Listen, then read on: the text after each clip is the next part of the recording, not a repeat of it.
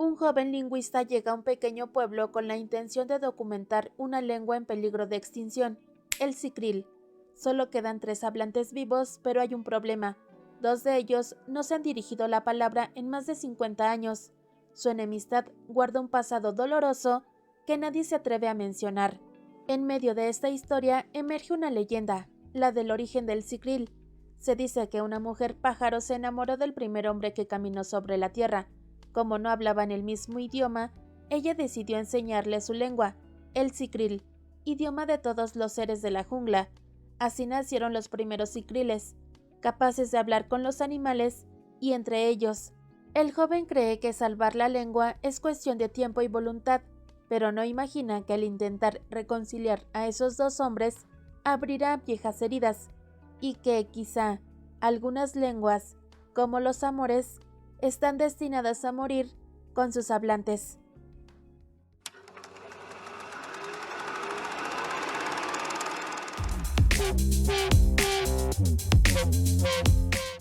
A una región de Veracruz, en México, llega Martín, interesado en aprender sicril, una lengua indígena en peligro de desaparecer. Doña Jacinta está dispuesta a enseñarle todo lo que sabe.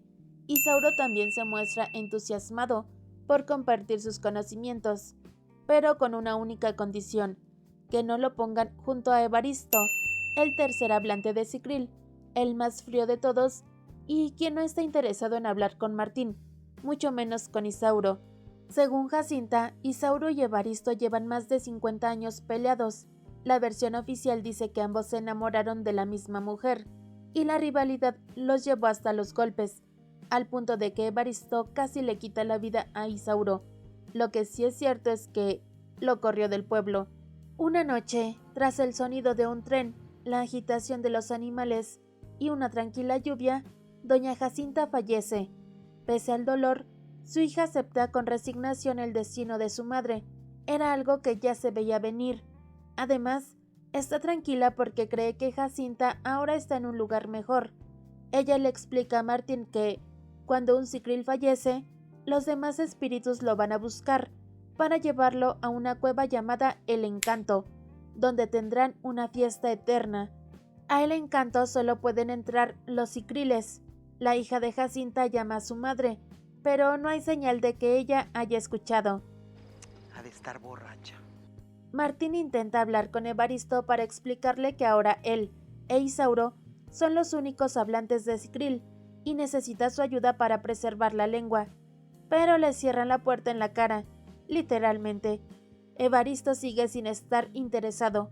Mientras tanto, en contraste con las clases de inglés de Lluvia, la nieta de Evaristo, Martín comienza su aprendizaje con Isauro, aunque bajo muchas limitaciones. Lluvia intenta acercarse a su abuelo, preguntarle cómo se siente, cómo ha estado, y es que, pese a vivir bajo el mismo techo, ni siquiera se hablan. Sus intentos son rechazados con frialdad. Sin embargo, Lluvia sabe, o al menos lo escuchó así de su abuela, que en el fondo, Evaristo todavía guarda la esperanza de acercarse a Isauro. Por eso va con Martín, y le sugiere que, quizá, si le compra una televisión nueva a su abuelo, eso podría ayudar a ganarse su confianza. No es seguro, pero sería un primer paso. El verdadero problema sería Don Isauro, pero primero hay que llegar a Evaristo. Martín lo encuentra en la iglesia gracias a la ayuda de Lluvia. Le comenta que podría pagarle por su tiempo, ayudarle con algo en casa, lo que necesite, con tal de que le enseñe sicril. Lluvia también menciona que la televisión que tienen ya ni se ve, que lo mejor sería comprar otra, pero no hay recursos. Evaristo pronto se da cuenta de sus intenciones y, molesto, toma su silla, que siempre lleva consigo, y se aleja de ambos.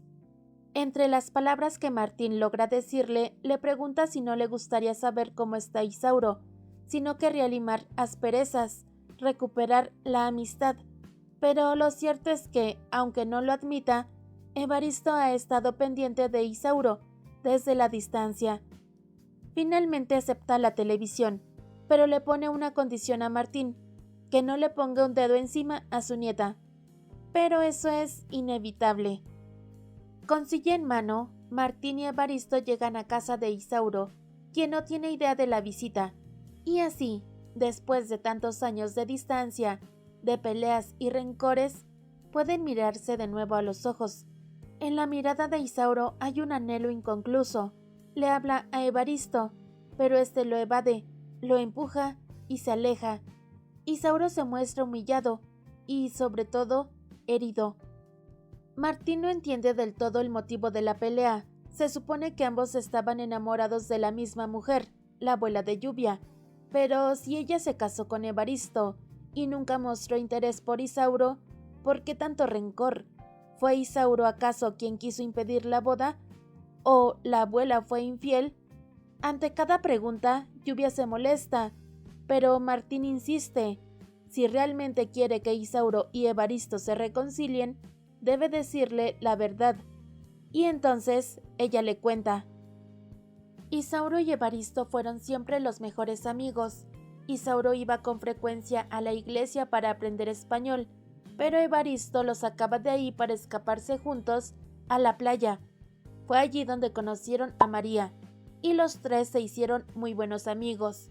Pero como Isauro no hablaba español, se sentía excluido de las conversaciones y bromas entre María y Evaristo. Un día los vio disfrutándose, ya tú sabes, y eso le trajo noches de insomnio y mucha inquietud. Una noche, frente a una hoguera, Isauro expresó lo que sentía con caricias, con pequeños besos en la mano de Evaristo. Su intención era ir más allá, pero Evaristo se asustó, pensó en alejarse. Sin embargo, regresó y lo besó. Esa noche, ambos se entregaron a la pasión. Totalmente enamorados, volvieron a ser los mismos, disfrutando de su compañía y su tiempo juntos. Pero ya nada fue igual. Evaristo cargaba con un peso enorme, el de su religión. Se sintió pecador, juzgado por Dios. Cuando volvió a la iglesia en busca de Isauro, ese lugar que antes le parecía lleno de luz, ahora era un sitio oscuro, lleno de juicio y miedo. Entonces Evaristo buscó refugio en María, le pidió que fuera su novia, pero ella no podía aceptar, porque los había visto. Aún así, Evaristo, dominado por el miedo, la vergüenza y la culpa, mintió. Le dijo que Isauro lo había obligado, lloró, se mostró arrepentido y prometió no volver a acercarse a él. María, aún en shock por lo que había presenciado, le creyó y decidió guardar silencio. Le prometió no decirle a nadie y aceptó ser su novia. Se hicieron pareja, pero Evaristo perdió algo que tardaría en recuperar, su sonrisa. Isauro, días después, los vio besándose. Se enfureció. Los celos, la traición, el dolor de haber sido rechazado, todo lo consumió. Se enfrentaron. La discusión subió de tono y estalló frente a María. Fue una pelea intensa y dolorosa. No hay traducción de lo que dicen porque solo ellos dos comprenden el sicril. Nosotros, como espectadores, solo podemos intuir el significado por su mirada, por sus gestos y por el dolor en sus voces. Evaristo golpeó e intentó quitarle la vida a Isauro. Desde aquel día, no volvieron a hablarse. María y Evaristo se casaron. Ella guardó el secreto hasta el final de sus días, pero antes de partir, se lo contó todo a Lluvia, con la esperanza de que algún día hablará con su abuelo y lo ayudará a reconciliarse con Isauro. Pero Lluvia teme que, si su abuelo descubre que ella sabe la verdad, la vergüenza lo consuma, y entonces lo perderá también. Evaristo, cuando llegue su momento, desea ser enterrado junto a María, pero Lluvia no está de acuerdo. Ella quiere que su abuelo vaya a El Encanto, a ese lugar al que solo los hablantes de sicril pueden acceder, para reencontrarse con Isauro y finalmente hacer las paces. Pronto se organiza una nueva reunión entre Evaristo e Isauro. Todos en el pueblo están emocionados por escucharlos conversar, pero la salud de Isauro se ha deteriorado. A pesar de eso, saca sus últimas fuerzas para ir. Los niños del pueblo lo llaman loco porque ha vivido alejado, sin hablar español y sin integrarse a la comunidad. La ironía más dolorosa es que la única persona que realmente podía comunicarse con él fue la misma que lo apartó. Evaristo, al principio renuente, accede a traducir lo que Isauro dice. Comienzan a hablar sobre cómo era el pueblo en su infancia. La conversación fluye y todo bien, hasta que Evaristo descubre que Martín mantiene una relación con su nieta. La furia lo domina, pero una promesa hecha bajo un machete es suficiente para calmarlo. Las reuniones entre Evaristo e Isauro continúan. Evaristo sigue molesto con Martín, pero Isauro se divierte con su molestia, y de pronto, la risa que había desaparecido entre ellos reaparece. Se miran con complicidad. La ternura y la nostalgia se filtran en sus palabras, aunque no entendamos lo que dicen. Sus gestos, sus voces, su alegría, hablan por sí solos. Es así que empiezan a convivir más. Asisten a una fiesta en su honor y la hija de doña Jacinta canta en Sicril. Van a la playa juntos donde se sientan frente al mar y evocan sus recuerdos más felices. Por un momento, parecen haber recuperado todo lo perdido, pero basta un solo gesto para romper el hechizo. Isauro toma la mano de Evaristo. Un gesto simple, lleno de afecto y anhelo, pero para Evaristo es como si el pasado lo golpeara de nuevo. Retira su mano de inmediato, se pone de pie, quiere marcharse.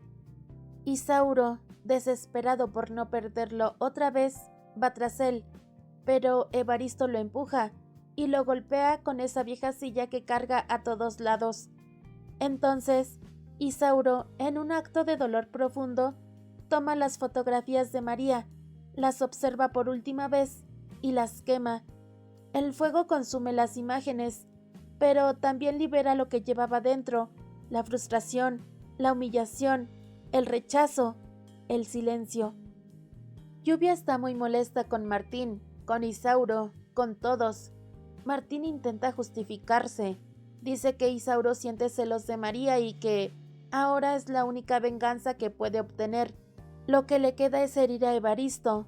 Martín quiere comprenderlo, porque es su amigo, y además, fue Evaristo quien lo golpeó primero. Aún así, Lluvia no lo justifica.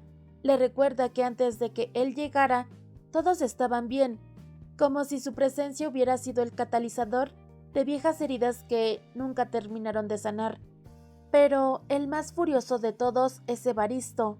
La rabia lo consume, y ciego por el dolor, toma una decisión desesperada. Va hasta la casa de don Isauro, lo encierra y comienza a rociar gasolina alrededor de la vivienda.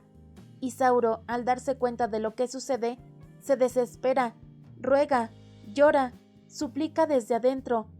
Pero Evaristo no escucha, está cegado por su mezcla de culpa y odio. Martín llega justo a tiempo para detener lo peor, pero no puede evitar que Evaristo prenda fuego a la casa. Las llamas lo consumen todo, mientras Isauro cae de rodillas, roto, observando cómo arde lo último que tenía. Después de esto, la salud de don Isauro comienza a deteriorarse rápidamente. La hija de doña Jacinta y Martín lo cuidan, hacen todo lo posible por acompañarlo, pero no hay mucho que puedan hacer. El cuerpo de Isauro se apaga poco a poco, y ya no hay vuelta atrás. Las aves comienzan a agitarse. En medio de su agonía, Isauro menciona el nombre de Evaristo. Martín corre a buscarlo, con la esperanza de que lleguen a tiempo para una última conversación, pero Evaristo se niega siquiera a escucharlo. Martín le dice que esta es su última oportunidad. Él sabe que todo lo que han vivido fue duro, pero que, en el fondo, sabe que no odia a Isauro. Todo lo contrario. Evaristo no responde. Se encierra en su habitación, como si con eso pudiera huir del pasado, de su culpa y de sus sentimientos. Esa noche, don Isauro fallece. El sonido de un tren, el susurro del viento y el murmullo de los cicriles anuncian su partida. Han venido por él para llevarlo a El Encanto. Antes de irse, Isauro se despide de Martín. Dice algo en cicril, pero Martín no puede entenderlo. Solo puede mirar cómo se aleja. Evaristo, al notar las señales, al ver cómo todo en el aire cambia, comprende que Isauro se ha ido, y entonces algo dentro de él se rompe. La culpa, el amor no dicho, el arrepentimiento de toda una vida lo desbordan. Lluvia, al verlo así, agitado y roto, le dice que ya no se quede, que se vaya con él. Pero Evaristo no puede moverse, solo puede llorar en los brazos de su nieta. Y en ese llanto está todo lo que nunca se atrevió a decir, el amor que ocultó, el perdón que no pidió, la vida que no vivió. No llora solo por la muerte de Isauro, sino por haber perdido la única oportunidad de ser feliz, por haber destruido al único hombre que alguna vez lo entendió y lo amó por completo, y por saber que, aunque lo desee con todo su corazón, quizá ya es demasiado tarde. Martín se despide de Lluvia, sabe que ya no hay mucho más que pueda hacer por rescatar al Cicril, su papel ha terminado. Lluvia, en cambio, también está por partir, planea irse a Estados Unidos y buscar una nueva vida. Martín se despide de don Evaristo y le pide perdón por haberlo empujado a hablar con Isauro, por remover heridas que, tal vez, prefería mantener dormidas. Pero antes de marcharse, le cuenta algo. Antes de partir, don Isauro le dijo unas palabras en Cicril que no alcanzó a comprender. Evaristo, aún con la voz quebrada por la pena, sale poco a poco del estupor en el que estaba y traduce: «Adiós, amigo, mi mejor amigo. Las cosas que ya no tuvimos tiempo de platicar, ya nunca más las platicaremos, pero en el encanto pensaré en esas cosas. Entonces, también pensaré en ti, amigo, mi mejor amigo. Adiós». Y es en un abrazo donde ambos pueden, por fin, llorar. Más adelante, Evaristo va a El Encanto. Se sienta frente a esa cueva que guarda los ecos del otro mundo, donde solo los cicriles pueden entrar. Se queda en silencio por un momento, pero luego grita, llama a Isauro, una vez y otra, hasta que finalmente Isauro le responde, y por primera vez entendemos todo. Por fin hay una traducción. Isauro está molesto, le dice que no lo quiere allí, que no tiene nada que hacer en ese lugar. Pero Evaristo no se mueve, ha ido a buscarlo, le dice que María murió arrepentida y que él no quiere que le pase lo mismo. Ha cargado demasiado tiempo con ese peso. Pero, entonces, ¿me quieres?, pregunta Isauro. Evaristo intenta negarlo, como siempre lo hizo. Dice que esas cosas no se dicen, pero en El Encanto ya no importa lo que piensen los demás. Nadie los observa, solo están ellos. Y es así que, después de tantos años, Evaristo lo acepta, lo quiere, siempre lo ha querido. Entonces, Isauro le dice que vaya con él. Evaristo, dispuesto a ir, toma su silla, listo para entrar, pero Isauro lo detiene, le dice que ya no la necesita. Esa silla, compañera de tantos años, testigo de tantas culpas, queda abandonada frente a la cueva. Hay historias que se escriben en palabras y otras que se graban en silencios. La de Evaristo e Isauro fue ambas. Tuvieron que pasar décadas, heridas, culpas y despedidas para que, finalmente, en un rincón apartado del mundo, pudieran decirse lo que siempre supieron, que el amor también puede sobrevivir al miedo, a la vergüenza y al tiempo. Al dejar atrás esa silla, Evaristo no solo soltó un objeto, soltó su pasado, su culpa, y se permitió, por fin, aceptar el amor que siempre estuvo guardando en su corazón. Fin. Desde hace tiempo quería hablarte de esta película, pero no me terminaba de animar por todo el contexto que conlleva y porque creo que jamás podré hacerle justicia a la emotividad que engloba la historia. Es una cinta mexicana que aborda distintas problemáticas, la principal, la desaparición de las lenguas indígenas, y creo que no hay mejor manera de entenderlo que no entendiendo. El hecho de no comprender los diálogos nos permite experimentar, aunque sea un poco, cómo se va extinguiendo una lengua originaria. A través de las actuaciones intuimos lo que se dicen los personajes, pero solo es eso, intuición. El Sicril, aunque ficticio y creado solo para la película, se siente muy real. La única vez que se nos da una traducción es al final porque es también el momento de aceptación, del amor y del cierre. Y así como el Sicril desaparece con ellos, también se va una parte del mundo que no supimos escuchar. Además, esta película habla del peso de la religión, del rechazo interiorizado hacia los propios sentimientos, de la negación, del dolor de amar en silencio y de la exclusión social. Todo esto se entreteje en una historia íntima, poderosa y profundamente humana. Y a todo esto se suman paisajes hermosos, casi mágicos, que contrastan con la dureza emocional de la trama.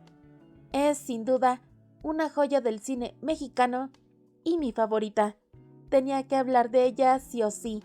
Y si buscas sumergirte en una historia llena de contrastes, emociones y realismo mágico, esta es tu opción. A veces es necesario salir de lo convencional para descubrir maravillas escondidas, y esta película es una de ellas. Y bueno, si es que te ha gustado el video, por favor no olvides dejar muchísimo amor. Sin más, infinitas gracias por ver. Deseo que estés muy bien y bye.